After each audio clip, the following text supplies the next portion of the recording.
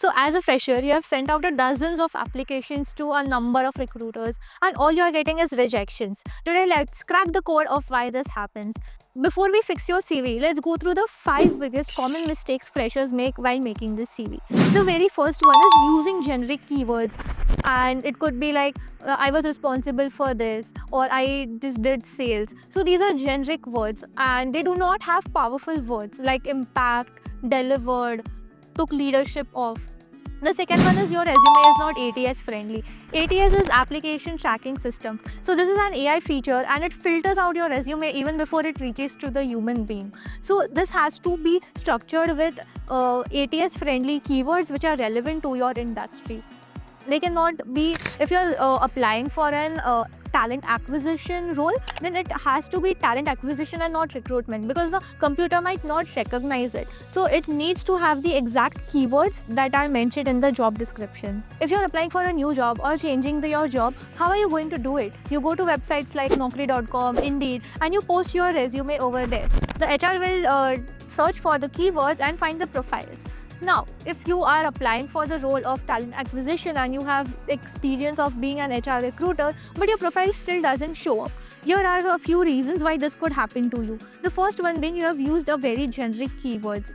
They could be, I've searched for positions, I've filled positions, so and so. The second one could be, it is not ATS friendly. So here what happens is, when you're applying for a job of talent acquisition, it should have the words such as recruited, sourced, or hired. So these are the few important keywords that needs to be there. Now these keywords have to be industry relevant. So look out for the major and most common ones which are generally used. You can use Google Trends for knowing the keywords that are relevant in your industry and make sure you include them over there.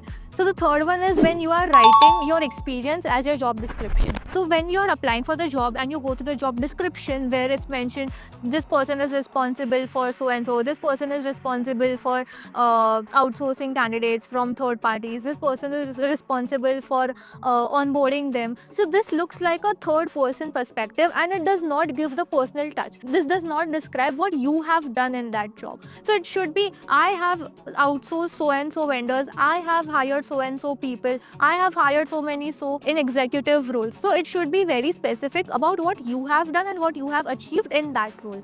The next one is quantifying the impact. If you are into sales, you can show you have increased the sales by 20%, you have created an impact. If you are an HR, you can talk about how you have reduced the attrition rate in the company, or how you have hired maybe let's just say 20% of the workforce. So showing numbers is going to create a greater impact than just mentioning in simple sentences. The resume shouldn't be too long and it shouldn't be too short as well, because the issue that happens is if your resume is too long, it feels fictional.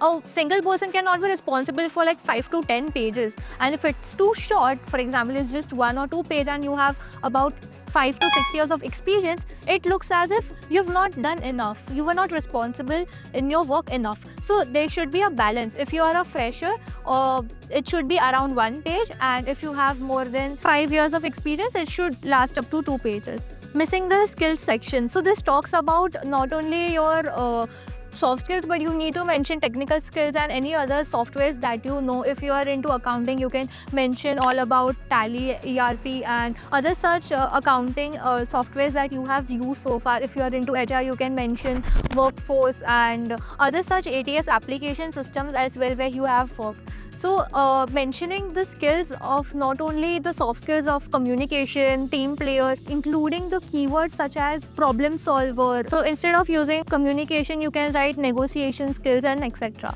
Now let's talk about how to make your CV stand out in the market. First of all, use industry-specific keywords where you are not just structuring your sentences randomly. They have to be structured in a professional manner. They have to be short and to the point. You cannot write stories in it. The second one being, it has to be visually appealing. You don't have to add themes which are too graphic, too colorful. It has to be professional. You can use plain. You can go to Microsoft Doc and it has a lot of ATS-friendly templates that you can make your CV in. You can also use Canva where there are ready-made ATS-friendly structures to format your CV. So that is the second thing, where you have to keep it readable and it has to be between the font size of 10 to 12, keeping it the font of Arial, Times New Roman. So these are professional and easy to read. So when you're starting your CV, you start with your name. It has to have your contact number and your LinkedIn profile below your name. It has to have a professional picture. So professional picture has to be on a plain background in professional clothes and not your selfies or you in a casual attire. It has to be a picture of a good quality. Then you give a good profile summary. Whatever you have achieved so far, it should be in, let's say, about 3 to 4 sentences short. It should give an overview of what all areas you have experienced so far. Then you start with your experience section, which starts with the recent most experience. You talk about it till the very end. And moving on to the experience, we talk about your skill set and certification. So a lot of people do not add certifications, but they are equally important because you have upskilled yourself. It shows the behavior of upskilling, which is a very good asset to the company. So after you have mentioned a strong skill set, also mention the certifications that you have done so far, and end of your interview with your aspirations of where you want to be. So after following all of these steps, I am pretty sure you can get your dream job. If you're still facing issues, you can join my community, the Mind Detox Lab, which is a safe venting space which is completely anonymous, and people like you who are going through the same journey are part of it. So we can have group discussions and we can plan your career growth. So you can join my community by checking out the link in the description below, and do not forget to hit the subscribe button. I'll see you in the next video.